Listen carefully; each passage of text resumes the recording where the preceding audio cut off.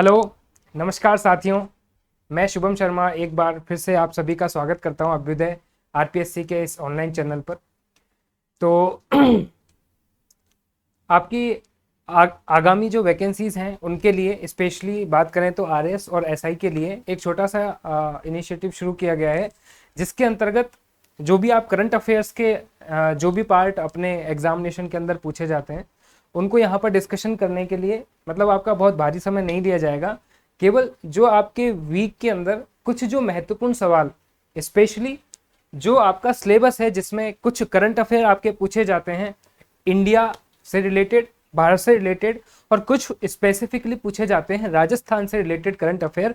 तो हम कोशिश करेंगे कि आपको बहुत मिनिमम समय के अंदर कुछ महत्वपूर्ण जो प्रश्न हैं आपके वीक के अंदर जो करंट अफेयर हो रहे हैं उनसे आपको अवगत करा दिया जाए। तो इससे आपकी जो तैयारी है उसके अंदर और ज़्यादा आपको बल मिलेगा और ज़्यादा आपको उसमें मदद मिलेगी। तो चलिए आज से हम इस करंट अफेयर के जो एमसीक्यू का जो ये क्लास है हमारी उसको हम यहाँ से शुरू करने वाले हैं। ठीक है, तो आपने यदि चैनल सब्सक्राइब नहीं किया है तो सबसे पहले आप चैनल सब्सक्राइब कर लीजिए और इस तरह की जो कंटेंट है उनका फ़ायदा उठाने का प्रयास करेंगे। तो चलिए शुरू करते हैं हम। सबसे पहले हमारी इस क्लास का पहला सवाल वीकली करंट अफेयर की इस क्लास का जो हमारे सामने है, मैं आपको क्वेश्चन यहाँ पर बोलूंगा फिर हम उसका आंसर बताएंगे। क्वेश्चन है सबसे पहले, किस जिले में राजस्थान सिविल सेवा अपील अधिकरण की स्थायी पीठ खोलने के प्रस्ताव को स्वीकृति दी गई है? ठीक है, आप सभी जानते हैं कि राजस्थान के जो आपके करंट अफेयर्स हैं उनके अंदर इस तरह की जो डेवलपमेंट हो रहे हैं वो मोस्टली पूछ लिए जाते हैं। तो हाल ही में ऐसा कौन सा जिला है जिसमें राजस्थान सिविल सेवा अपील अधिकरण की स्थायी पीठ खोलने के प्रस्ताव को स्वीकृति दे दी गई है? ऑप्शंस में पढ़ देता हूं आपके सामने। ए कोटा, बी जोधपुर, सी उदयपुर और डी है झुंझुनू। ठीक है, तो पहली बात, राजस्थान सिविल सेवा अपील अधिकरण क्या है? तो छोटी सी इसकी बात कर लेते हैं कि आप सभी जानते हो कि अपील का मतलब क्या है कि यदि आपकी कोई भी समस्या है तो उसके लिए आप क्या करते हो, किसी न किसी अथॉरिटी के पास जाते हो और अपनी प्रॉब्लम को बताते हो। इसे बोलते हैं बेसिकली अपील करना। ठीक है, तो हमने देखा कि हमारी जो न्यायपालिका की व्यवस्था है उसके अंदर एज ए कंज्यूमर या एज ए सिटीजन हम क्या करते हैं, अलग अलग कोर्ट के अंदर अपील करते हैं। लेकिन जो सिविल सेवा के अंदर है उनके लिए अपील के लिए क्या बनाया गया है, राजस्थान सिविल सेवा अपील अधिकरण जो बनाया गया है। ठीक है, क्लियर है। और इसकी स्थायी पीठ खोलने का आपका जो प्रस्ताव को स्वीकृति दे दी गई है वो कहां पर है? तो इसका आंसर रहेगा आपका बी जोधपुर। क्लियर है। चलिए अगले सवाल की तरफ बात करेंगे।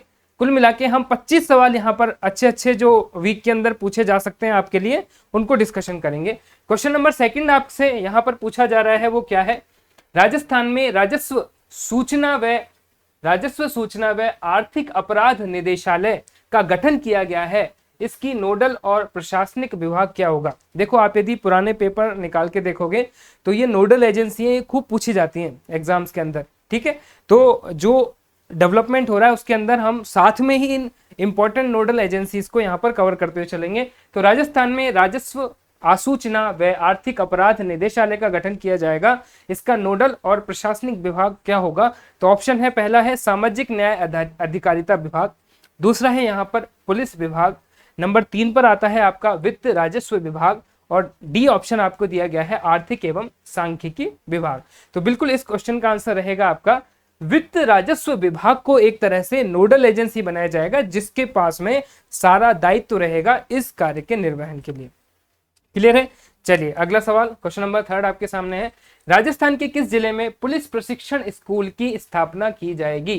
कि भैया पुलिस, आप जानते हो कि भाई हमारे जो पुलिस प्रशासन है उसके ट्रेनिंग के लिए बहुत इंपॉर्टेंट काम होता है ट्रेनिंग। तो इंपॉर्टेंट काम है ट्रेनिंग, उसके लिए पुलिस प्रशिक्षण स्कूल, ट्रेनिंग स्कूल की कहां पर स्थापना की जाएगी? देखो ऐसे सवाल बहुत आराम से पूछ लिए जाते हैं एग्जाम्स के अंदर और नहीं पढ़े हैं ना तो फिर कंफ्यूज हो जाते हैं उस समय पर। ठीक है, तो ऑप्शन है आपके सामने, ए सिलोरा अजमेर, बी है राजगढ़ अलवर, सी मोहनपुरा सीकर और डी है नोहर हनुमानगढ़। तो भैया राजस्थान में पुलिस प्रशिक्षण स्कूल की स्थापना कहां पर की जाएगी? सिलोरा अजमेर में। अच्छा सवाल है, पूछा जा सकता है। क्लियर है, आगे बढ़ेंगे। अगला सवाल, पर्यावरण और जलवायु परिवर्तन विभाग के द्वारा राज्य के कितने वेटलैंड्स को विश्व जल दिवस के अवसर पर अधिसूचित किया गया है? बहुत ही यहाँ पर ये बहुत अच्छा सवाल है। ऑप्शन है इसमें, देखो 29, 36, 44 और 52। चलिए तो बात करते हैं सवाल की थोड़ी सी। सबसे पहले कौन सा विभाग है? पर्यावरण और जलवायु परिवर्तन विभाग। इसके द्वारा राजस्थान के कितने वेटलैंड्स को विश्व जल दिवस के अवसर पर अधिसूचित किया गया? तो सबसे पहले आपको पता होना चाहिए कि विश्व जल दिवस कब मनाया जाता है। तो भैया विश्व जल दिवस आपके मनाया जाता है 22 मार्च को। ठीक है, दूसरी शब्दावली यहां पर यूज हुई है वेटलैंड्स। यदि आपने पर्यावरण या पारिस्थितिकी पढ़ी होगी अपने सब्जेक्ट के रूप में, तो वहां पर वेटलैंड्स का बार बार जिक्र होता है। ठीक है, देखो नाम से पता चल रहा है, वेट मतलब एक प्रकार से गीला हिस्सा, लेकिन मुख्य रूप से यदि अपन बात करें तो जहां पर आपका पानी, ऐसी जमीन जहां पर आपका पानी और भूमि जहां पर आपस में मिलते हैं और एक तरह की दलदल या इस प्रकार की जो भूमि है जिसका निर्माण हो जाता है, उसे बेसिकली आपके बोला जाता है वेटलैंड्स। ठीक है, और आपने रामसर कन्वेंशन का भी नाम सुना होगा कि किस प्रकार से ईरान के रामसर शहर में रामसर कन्वेंशन शुरू हुआ था, तो उसका संबंध भी कहीं ना कहीं वेटलैंड से है।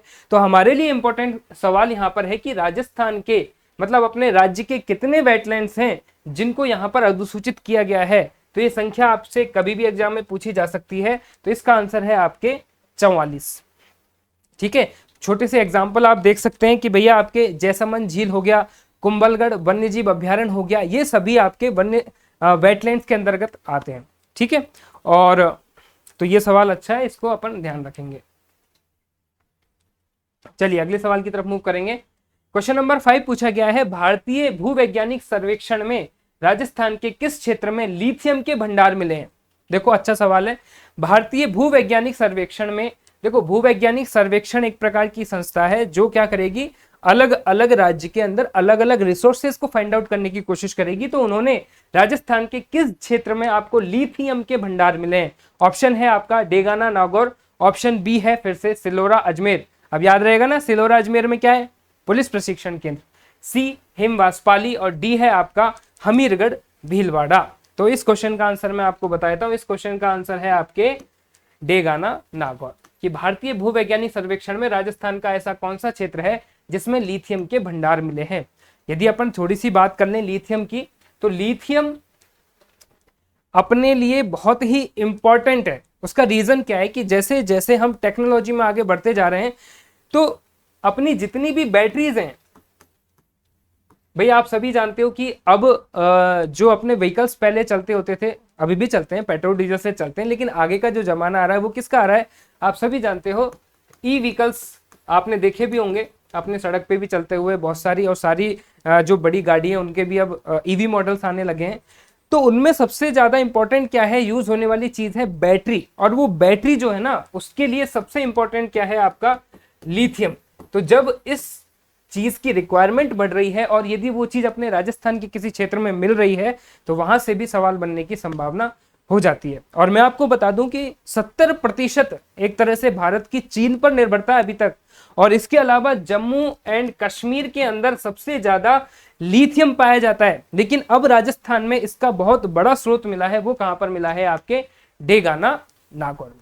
क्लियर है बात? चलिए अगला सवाल देख लेते हैं। इंदिरा रसोई योजना की ग्रामीण क्षेत्रों में शुरुआत कब से होगी? देखो आपने इंदिरा रसोई योजना का नाम सुना ही होगा। शहरी क्षेत्रों में तो बहुत बढ़िया तरीके से चली रही है, लेकिन अब ग्रामीण क्षेत्र में भी इसे शुरू किया जा रहा है। कब किया जा रहा है? ऑप्शंस हैं 1 जून 2023, बी है 1 जून 2024, 2 अक्टूबर 2023 और 17 दिसंबर 2023। तो इस क्वेश्चन का आंसर रहने वाला है आपका 1 जून 2023 से ग्रामीण क्षेत्रों में भी। और अभी रिसेंटली जो आपके यूआरओ का पेपर हुआ था उसमें भी पूछा था कि भाई इंदिरा रसोई योजना जो शुरू की गई थी उसके पीछे मोटिव क्या था? तो भाई सीधी सी बात है, इसके पीछे एक ही मोटिव है कि कोई भी आदमी आपके भूखा नहीं सोना चाहिए। ठीक है, इसी प्रयास से मिनिमम बहुत ही कम रेट के अंदर आपको ये थाली दी जाती है, जिससे कोई भी आपके गरीब व्यक्ति या कोई भी जो भोजन प्राप्ति में असक्षम है उसको इस तरह की परेशानी नहीं है। तो ग्रामीण क्षेत्रों में भी इसे शुरू किया जा रहा है।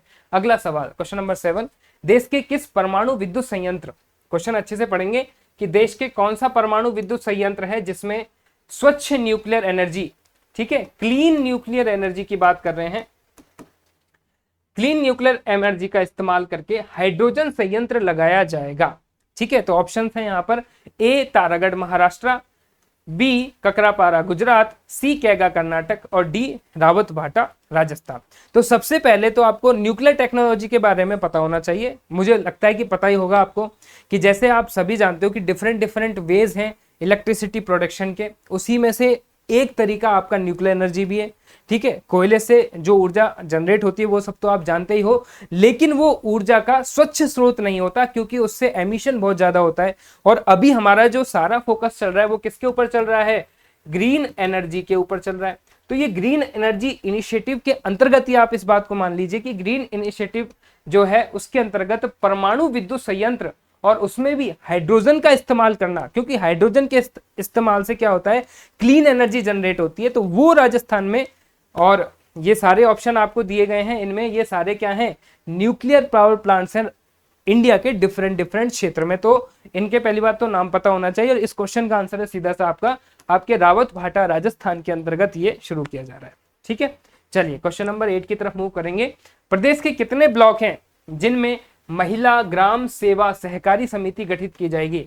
देखो, आप पुराने क्वेश्चन पेपर उठा के देखेंगे ना, इस तरह के फैक्चुअल सवाल आपको मिल जाएंगे, चाहे वो सवाल आर्थिक समीक्षा से पूछा जाए, और आर्थिक समीक्षा या फिर कोई भी आपको लास्ट में जब ये सवाल मिलेंगे तो वो कहाँ से आएंगे, जो आपका डेवलपमेंट आप रिसेंट में देख रहे हो वहीं से तो वो चीजें आएंगी। तो यहाँ पर आप क्या कर सकते हो, इन क्वेश्चंस को एक बार अपनी नजरों से आप देख लोगे ना, तो ये आपके दिमाग में क्या होगा, स्थायी होते चले जाएंगे। तो यहाँ पर प्रदेश के कितने ऐसे ब्लॉक्स हैं जिनमें महिला ग्राम सेवा सहकारी समिति गठित की जाएगी? तो इसका आंसर रहेगा आपका 351 ब्लॉक्स। ठीक है, याद कर सकते हो इस सवाल को। अगला सवाल, 10 मई को प्रधानमंत्री नरेंद्र मोदी ने राजस्थान में 5500 करोड़ के प्रोजेक्ट का शिलान्यास कहां पर किया था? आप सभी को इस न्यूज के बारे में पता होगा। ऑप्शन ए है नाथद्वारा राजसमंद, बी मालासरी भीलवाड़ा, सी मानगढ़ बांसवाड़ा और सी डी है आपका धनवाड़ दौसा। ठीक है, आप सभी को पता है कि अभी माननीय आपके प्रधानमंत्री जी नरेंद्र मोदी जी 10 मई को कहां पर आए थे? नाथद्वारा आए थे। ठीक है, नाथद्वारा वैसे भी आप जानते हो इस समय पर बहुत ही फेमस चल रहा है। और नाथद्वारा कहां पर है? आपके राजसमंद के अंतर्गत है। नाथद्वारा की बात करें तो आप सभी जानते हो कि भगवान श्रीनाथ जी के मंदिर के लिए, ठीक है, भगवान श्रीनाथ जी के मंदिर के लिए फेमस है। इसके अलावा यहाँ पर भगवान शिव की बहुत बड़ी जो प्रतिमा है वो स्थापित की जा चुकी है। लेकिन हमारे लिए अभी इंपॉर्टेंट है कि 10 मई को प्रधानमंत्री मोदी जी ने 5500 करोड़ के प्रोजेक्ट का शिलान्यास कहां से किया है? तो ऑप्शन है, आंसर है आपका नाथद्वारा।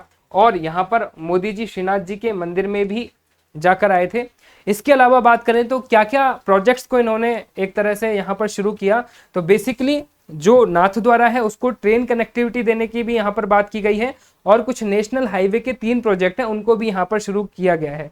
इस ऑप्शन में जो आपका ये धनवाड़ दौसा दिया गया है, तो अपन याद कर लें कि थोड़ा ही समय पहले दौसा से आपका जो आपका दिल्ली मुंबई का जो कॉरिडोर है उसके पहले फेज का शिलान्यास कहां से किया था? धनवाड़ दौसा से किया था।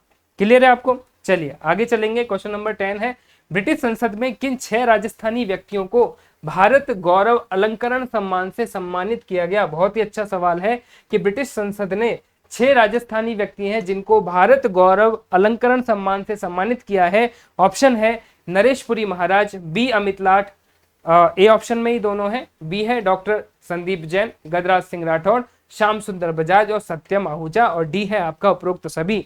तो भैया ये 6 नाम आप बहुत अच्छे से याद कर लीजिए जिनको 6 व्यक्तियों को भारत गौरव अलंकरण पुरस्कार से सम्मानित किया जा चुका है। ठीक है, अच्छा सवाल है, ध्यान रखेंगे।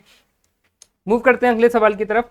किस जिला प्रशासन के द्वारा नवजात शिशुओं की मृत्यु दर कम करने के लिए, नाम याद रखेंगे, नन्ही हमारी शान अभियान चलाया जा रहा है? बहुत ही अच्छा सवाल है, पूछा जा सकता है। Option A Dholpur, B Udaipur, C Ajmer और डी डूंगरपुर।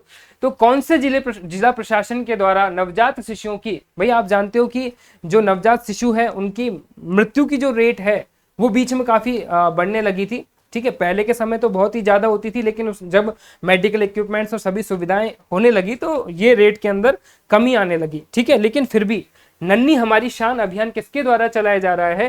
तो इस क्वेश्चन का आंसर रहेगा आपका अजमेर। क्लियर है, ध्यान रखेंगे, अच्छे फैक्चुअल सवाल है। क्वेश्चन नंबर 12 है, राजस्थान के किस जिले में सिंचाई प्रणाली की नहरों के संपूर्ण नेटवर्क के बारे में रियल टाइम जानकारी रखने के लिए ई नहर ऑनलाइन एप्लीकेशन लॉन्च किया गया है?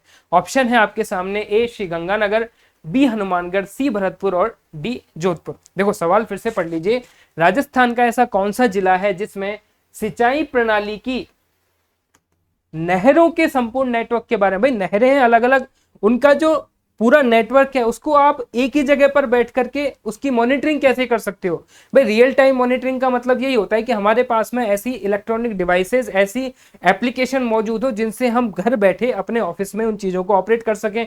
कुछ इसी तरह से रियल टाइम की जानकारी रखने के लिए एप्लीकेशन ई नहर नाम की ऑनलाइन एप्लीकेशन लॉन्च की गई है। इसका संबंध कहां से है? इसका आंसर रहेगा हनुमानगढ़। ठीक है, कभी आपसे पूछ ले कि राजस्थान में ई नहर ऑनलाइन एप्लीकेशन लॉन्च किया गया है, इसका संबंध किससे है? तो भाई सीधी सी बात है, हनुमानगढ़ में इसको लॉन्च किया गया। ठीक है, अच्छा सवाल है। अगले सवाल देखेंगे, क्वेश्चन नंबर 13, राजस्थान थोक मूल्य सूचकांक का आधार वर्ष क्या है? ठीक है, तो यहाँ पर हमने कुछ जो क्वेश्चन है इकोनॉमिक सर्वे से भी ऐड कर दिए हैं कि वो भी क्वेश्चन जो इंपॉर्टेंट है वो साथ में डिस्कशन होते रहे। तो राजस्थान का थोक मूल्य सूचकांक का आधार वर्ष, कई बार ये क्वेश्चन आरएएस में, एसआई में, सब में पूछा गया है। ऑप्शंस हैं 2011-12, बी 1999-2000, सी 2004-5 और डी है 96-97। तो इस क्वेश्चन का आंसर रहेगा 2011-12। ठीक है, अगला सवाल क्वेश्चन नंबर 14, ये भी सवाल इससे पहले आरएएस के अंदर पूछा जा चुका है कि श्रम ब्यूरो, देखो श्रम ब्यूरो कहां पर है? शिमला में। श्रम ब्यूरो शिमला सितंबर 2020 से राजस्थान के किन केंद्रों के लिए औद्योगिक श्रमिकों हेतु उपभोक्ता मूल्य सूचकांक, जिसका आधार वर्ष 2016 है, जारी करता है? तो आपको राजस्थान के केंद्रों के नाम बताने हैं। Option is Alwar, Bhilwara, Jaipur, B option Ajmer, Jaipur और भीलवाड़ा, सी है आपका जयपुर, जोधपुर, बीकानेर और डी अलवर, अजमेर, जयपुर। तो इस क्वेश्चन का आंसर है आपका ए अलवर, भीलवाड़ा और जयपुर। इसमें पहले अजमेर शामिल था, जिसमें से अजमेर को अब हटा करके अलवर को शामिल किया गया। ठीक है, ये भी इकोनॉमिक सर्वे से आपका सवाल है। अगला सवाल फिर से आपके इकोनॉमिक सर्वे से ही है, क्वेश्चन नंबर 15, कि भारत का पहला कृषि आधारित कुसुम सौर ऊर्जा संयंत्र परियोजना को राजस्थान के कौन से गांव से प्रारंभ किया गया है? कितनी बार ये सवाल अच्छे एग्जाम्स में पूछा गया है। पहली बात तो आपको पता है कि कुसुम जो योजना उसका संबंध किससे है? सोलर एनर्जी से, सौर ऊर्जा से है। और राजस्थान के किस गांव से प्रारंभ किया गया है? तो ऑप्शन ए चित्तलवाड़ा, बी चाणोद, सी रानी और डी भालूजी। तो आंसर रहेगा इसका डी भालूजी। चलिए अगला सवाल देखते हैं, कुछ करंट अफेयर जो भारत से रिलेटेड है उनको डिस्कशन कर लेते हैं। क्वेश्चन नंबर 16 है, भारत के किस एयरपोर्ट पर देश का पहला रीडिंग लाउंज ओपन किया गया है? देखो यदि आप कभी भी एयरपोर्ट में जाएंगे तो वहां पर लाउंज होते हैं, जहां पर आप एक तरह से बोल सकते हो प्रतीक्षा के लिए एक उत्तम व्यवस्था रहती है एयरपोर्ट्स के ऊपर। ठीक है, तो लेकिन वो प्रतीक्षा के लिए लाउंज होते थे, लेकिन यहाँ पर सबसे पहले रीडिंग लाउंज बनाया गया है। कौन से एयरपोर्ट पर? तो ऑप्शन देख लेते हैं, इंदिरा गांधी इंटरनेशनल एयरपोर्ट नई दिल्ली, लाल बहादुर शास्त्री इंटरनेशनल एयरपोर्ट वाराणसी, सी है पटना एयरपोर्ट और डी है नेताजी सुभाष चंद्र बोस एयरपोर्ट कोलकाता। तो बिल्कुल इसका आंसर रहेगा आपका लाल बहादुर शास्त्री इंटरनेशनल एयरपोर्ट वाराणसी। ठीक है, जो यहाँ पर रीडिंग लाउंज बनाया गया है उसमें वाराणसी से रिलेटेड जो अच्छे साहित्य इसको यहाँ पर रखा गया है। इसके अलावा जो भी युवा जो लेखक हैं उनकी जो अच्छी कृतियां हैं उनको भी यहाँ पर रीडिंग लाउंज के अंदर रखा गया है। ठीक है, तो क्वेश्चन नंबर 16 कंप्लीट है। 17 की तरफ चलते हैं। आपने देखा ही होगा एक फैशन ब्रांड है गुच्ची, फैशन ब्रांड ने किसे ग्लोबल एम्बेसडर के रूप में नामित किया है? Option A Madhuri Dixit, B Aishwarya Rai Bachchan, C Deepika Padukone और डी है आलिया भट्ट।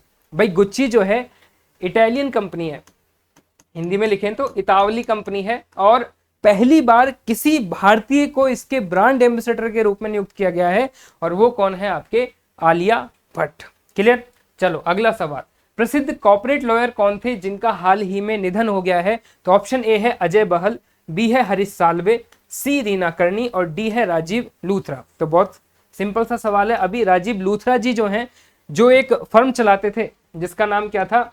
लूथरा एंड लूथरा। ये एक प्रकार की क्या थी? लॉ फर्म थी। ठीक है, बॉम्बे में इसका हेडक्वार्टर था और बहुत ही एक तरह से बोल सकते हैं लॉ एडवाइसिंग के लिए काम करती थी। तो इसके जो हेड थे जिन्होंने इसको स्थापित किया था, कॉर्पोरेट लॉयर राजीव लूथरा जी, उनका यहाँ पर निधन हो गया है। तो कुछ सवाल जो आपके पर्सनैलिटीज में से पूछे जाते हैं तो वहां पूछ ली जाती हैं चीजें। ठीक है, अगला सवाल question number 19, national investment and infrastructure fund के अंतरिम एमडी और सीईओ के रूप में किसे नियुक्त किया गया है? तो यहां पर आपको NIIF, ठीक है, इसकी फुल फॉर्म दे ही रखी है, national investment and infrastructure fund. तो ये क्या काम करता है कि देश के अंदर जो भी इंफ्रास्ट्रक्चर, जिसे हम बोलते हैं अवसंरचना का निर्माण, तो अवसंरचना के निर्माण के लिए एक प्रकार के फंडिंग के रूप में ये काम करने वाली संस्था है। ठीक है, 2015 से ये बॉडी वर्किंग है। ठीक है, तो इसका सीईओ किसे नियुक्त किया गया है? ऑप्शन ए है राजीव धर, बी राजीव अग्रवाल, सी अश्विनी ग्रोवर और डी अजय सिन्हा। तो इस क्वेश्चन का आंसर रहेगा आपका ए राजीव धर। क्लियर है? चलिए question number 20, ISSF world cup 2023 में भारत के किस खिलाड़ी ने कांस्य पदक जीता है? देखो ISSF जो वर्ल्ड कप है इसका संबंध किससे है? तो सबसे पहली बात है ये शूटिंग का, ठीक है, शूटिंग निशानेबाजी का वर्ल्ड कप है। ठीक है, पहली बात तो ये क्लियर होनी चाहिए। और किसने कांस्य पदक जीता है? ए मनु भाकर, बी पूर्वी चंदेल, सी प्रियंका सिंह और डी रिदम सागवान। तो आंसर रहेगा इसका रिदम सागवान। ठीक है, तो ये क्वेश्चन आपके खेल वगैरह से भी पूछे जाते हैं तो वो भी साथ में क्लियर होते रहेंगे। अगला सवाल, इंडियन पोस्ट ने लॉजिस्टिक सर्विस के लिए किसके साथ में एक समझौता ज्ञान पर हस्ताक्षर किए हैं? ए ब्लू टार्ट, बी है Confederation of All India Traders, C is American Express and D is Flipkart. तो देखो आपकी जो इंडियन पोस्ट सर्विस है उन्होंने अपनी लॉजिस्टिक का मतलब आप समझते हो कि कोई भी आपकी वस्तुएं होती हैं उनको एक जगह से दूसरी जगह पर ले जाने के लिए जो माध्यम प्रयोग किए जाते हैं बेसिकली उनको लॉजिस्टिक बोला जाता है। तो ये इंडियन पोस्ट के द्वारा लॉजिस्टिक सर्विस के लिए किसके साथ एक तरह से समझौता पे हस्ताक्षर किया गया है? तो ऑप्शन बी इसका आंसर है, Confederation of All India traders. ठीक है, अगला सवाल, वॉर टाइम कवरेज के लिए किस प्रेस संस्था को पुलित्जर अवार्ड से सम्मानित किया गया है? Option A Associated Press, B New York Times, C Washington Post और डी है आपके BBC इंडिया। क्लियर है? चलिए इस क्वेश्चन को बताइए। देखो पहली बात तो हमारे दिमाग में ये क्लियर होना चाहिए कि जो पुलित्जर पुरस्कार है उसका संबंध किससे है? तो पुलित्जर पुरस्कार का संबंध है आपके पत्रकारिता से। ठीक है, पत्रकारिता से मुख्य रूप से संबंध है। सबसे पहले 1917 में सबसे पहला आपका जो पुलित्जर पुरस्कार था वो दिया गया था। तो यहां पर वॉर टाइम कवरेज के लिए कौन सी प्रेस संस्था को दिया गया है? तो इसका आंसर रहेगा आपका एसोसिएटेड प्रेस। आप सभी जानते हो कि अभी क्या हुआ था, यूक्रेन और रशिया के बीच में वॉर हुआ था। तो उस समय पर वॉर टाइम की एक तरह से उस वॉर के समय पर पूरी उसकी कवरेज करने के लिए ये पुलित्जर पुरस्कार एसोसिएटेड प्रेस को यहां पर दिया गया है। ठीक है, संबंध किससे? मैंने आपको बताया रूस और यूक्रेन का जो युद्ध है उससे इसका संबंध। क्लियर? अगला सवाल क्वेश्चन नंबर 23, देश की किस मेट्रो सेवा ने क्यूआर कोड वाले पेपर टिकट की शुरुआत की है? ठीक है, आप सभी जानते हो कि अभी क्यूआर कोड स्कैनिंग का चलन चल ही रहा है। तो देश की कौन सी ऐसी मेट्रो है जो अपने आप को बहुत अच्छे से अपडेट कर रही है? Option A Calcutta metro, B Lucknow, C Delhi और डी है आपके बेंगलुरु मेट्रो। तो ऑप्शन रहेगा आपका दिल्ली मेट्रो। तो अब जब आप दिल्ली मेट्रो में आप जाएंगे तो वहां पर आपको क्यूआर कोड वाले टिकट्स मिलेंगे तो फास्ट स्कैनिंग होके फास्ट काम वहां पर हो जाएगा। तो इस क्वेश्चन का आंसर था दिल्ली मेट्रो। अगला क्वेश्चन है, किस प्लेयर को अप्रैल महीने के लिए ICC इंटरनेशनल क्रिकेट काउंसिल ने men's player of the month का अवार्ड दिया है? ठीक है, अभी देखो ICC ने क्या किया है कि पूरे मंथ के अंदर जो बढ़िया परफॉर्मेंस करता है ना उसको women player of the month भी दिया जाता है और man player of the month की घोषणा भी की जाती है। तो इसमें यहाँ पर शुभमन गिल, फकर जमान, विराट कोहली और बाबर आजम। तो यहाँ पर आंसर रहेगा फकर जमान, जो कि कहाँ के क्रिकेटर हैं? पाकिस्तान के। इनको यहाँ पर यह अवार्ड दिया गया है। तो अपने सेशन का अंतिम सवाल आज हम ले रहे हैं, क्वेश्चन नंबर 25 है, भारत ने किस देश के साथ मिलकर सितवे बंदरगाह का उद्घाटन किया है? तो ऑप्शन बहुत सिंपल से हैं, ए श्रीलंका, बी थाईलैंड, सी म्यांमार और डी भूटान। ठीक है, तो भारत ने किस देश के साथ मिलकर आपके सितवे बंदरगाह का उद्घाटन किया है? तो इस क्वेश्चन का आंसर रहेगा आपका म्यांमार। ओके, तो यदि अपन मैप भी देखते हैं तो ये अपने इंडिया का मैप है। तो यहाँ पर जो कोलकाता है, कोलकाता से लेकर के और यहाँ पर जो म्यांमार का यहाँ पर सितवे पोर्ट है, म्यांमार का जो सितवे पोर्ट है, इनके बीच में अच्छी कनेक्टिविटी को यहाँ पर बढ़ाने के लिए इस पोर्ट का उद्घाटन किया गया है। कहां पर? म्यांमार में। क्लियर है? तो ये अपने इस वीक के बढ़िया 25 सवाल हमने डिस्कशन किए, जिसमें इंडिया के कुछ इंपॉर्टेंट करंट अफेयर हमने ले लिए एमसीक्यू फॉर्मेट में, और स्पेशली राजस्थान के अच्छे करंट अफेयर हमने यहाँ पर ले लिए। तो उम्मीद करता हूँ कि ये क्लास से आपको बेनिफिट होगा। हमारी कोशिश रहेगी कि हम आपको हर वीक ये बढ़िया क्वेश्चंस जो हैं बढ़िया कंटेंट के साथ में, अच्छी एक्सप्लेनेशन के साथ में आपको प्रोवाइड करें, जिससे एग्जामिनेशन में आपको बहुत बहुत मदद मिले, बहुत हेल्प मिले। तो बहुत बहुत धन्यवाद आप सभी का जुड़ने के लिए, और बहुत अच्छे से पढ़ाई करते रहिए, आगे बढ़ते रहिए। बहुत बहुत धन्यवाद आपका।